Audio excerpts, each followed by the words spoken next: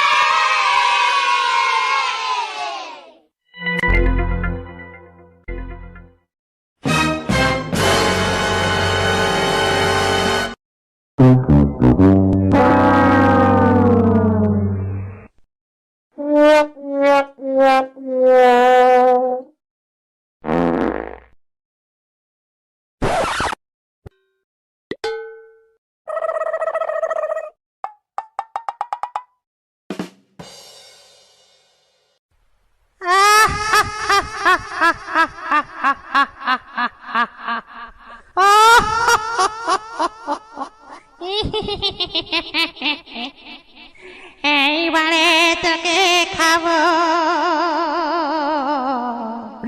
অনেক দিন তাজা রক্ত খাইনি।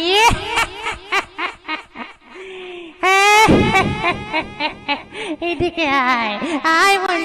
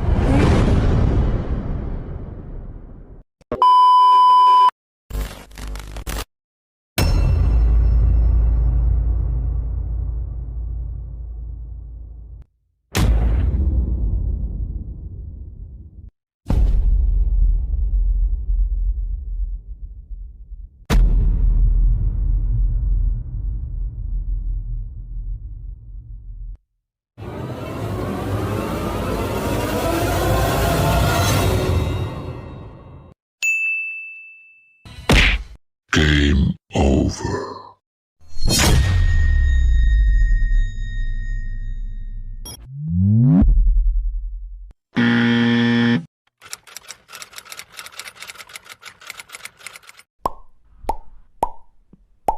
A few moments later.